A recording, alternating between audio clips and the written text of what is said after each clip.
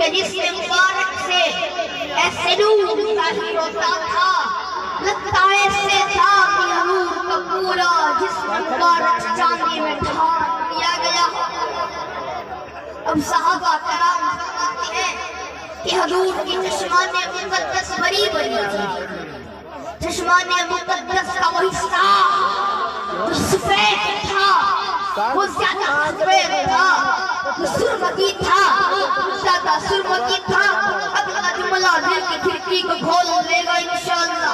صحابہ فرماتے ہیں کہ حضور کی چشمان مقدس کا جو سفید حصہ تھا نا وہ زیادہ سفید تھا، اور اس سفید حصے میں جو سرخ ڈورے لگے ہوئے۔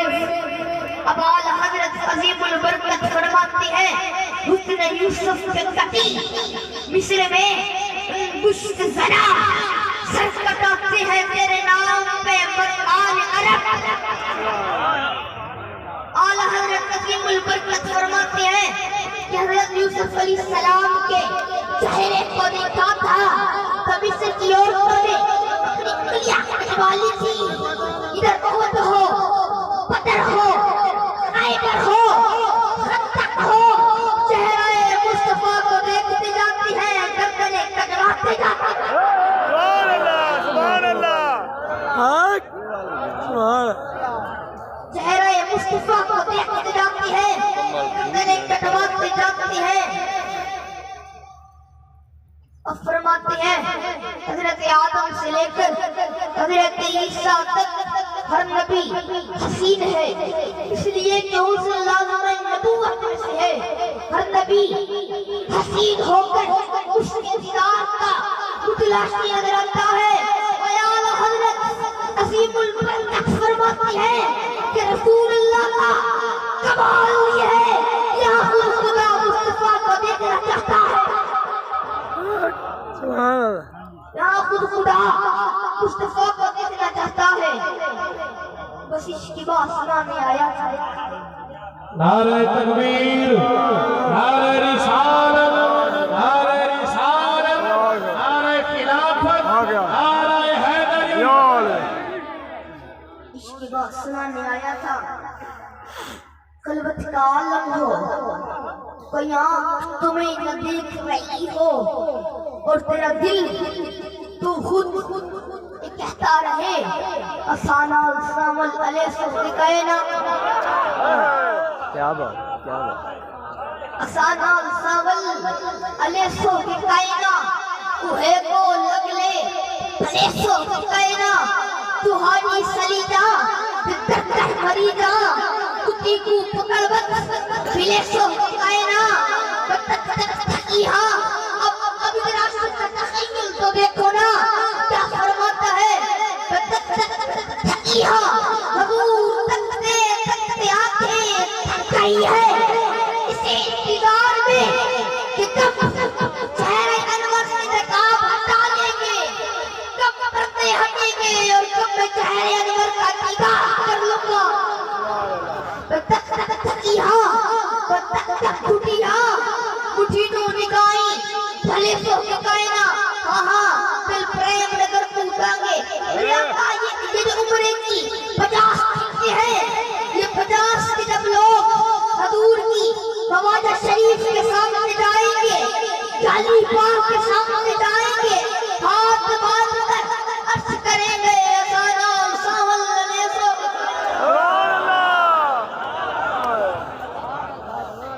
اسانا السامل علیہ صدقائنا، کوہے کو لگلے علیہ صدقائنا، توہانی سلیدہ دردر مریدہ، کتی کو پکڑ بت علیہ صدقائنا۔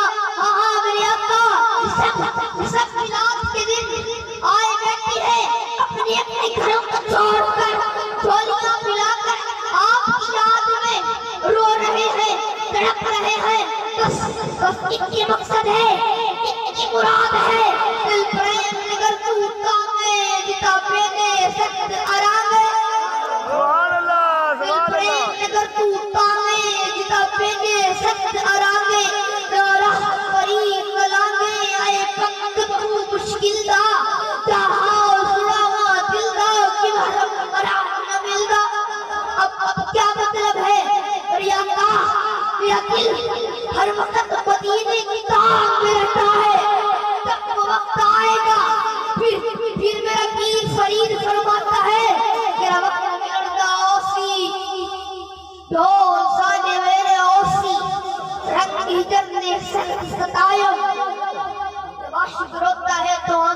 سمجھتے ہیں گھر کے آنگن میں بیٹھا ہے اور کہتا ہے میرے آقا حضرت جابری پر تو کرم کر دیا تھا نا، حضرت رومی پر تو کرم کر دیا تھا نا، حضرت بلال حبشی پر تو کرم کر دیا تھا نا، حضرت حسان پر تو کرم کر دیا تھا نا، غریب نواز پر تو کرم کر دیا تھا نا۔ میں کہہ رہا ہوں میرے حضور دربار غریب نواز پر تو کرم کر دیا تھا نا۔ راشی کہتا ہے میرے آقا سیر سجائے بیٹھا ہوں، دل کی کھڑکی کو کھولے بیٹھا ہوں، آنکھ کا پردہ ہٹائے بیٹھا ہوں، تو بس کسی انتظار میں بیٹھا ہوں۔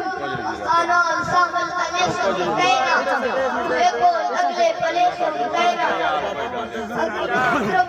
اب اعلیٰ حضرت ہیں، اعلیٰ حضرت ہیں، عظیم البرکت ہیں، شاہ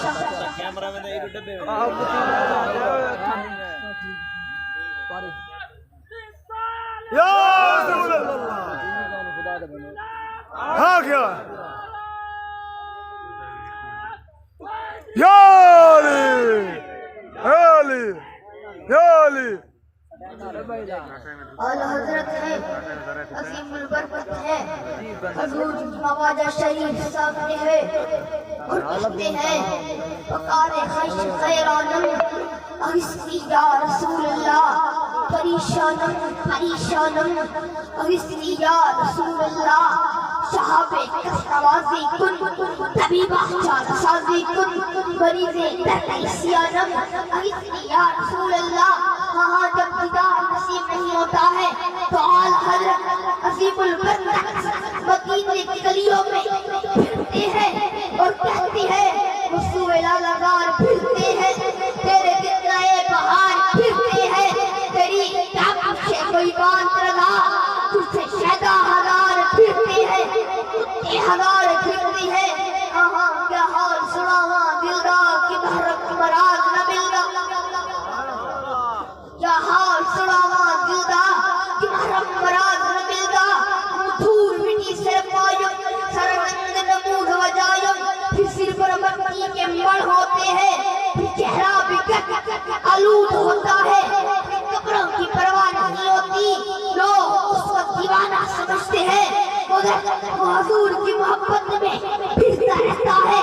کبھی تو نگاہیں کرم ہوگی نا، کبھی تو رخ سے پردہ ہٹائیں گے، پھر پیر فرید روحی میں چولستان میں جاتا ہے اور فرماتا ہے وہ دھور مٹی سے پائم سرنند نمود وجائم، کوئی پچھڑتا میرے آیم، اگر الٹا عالم کھلدا کا حال سناوا دلدا کی محرم برات قبلدا۔ سبحان اللہ تکبیر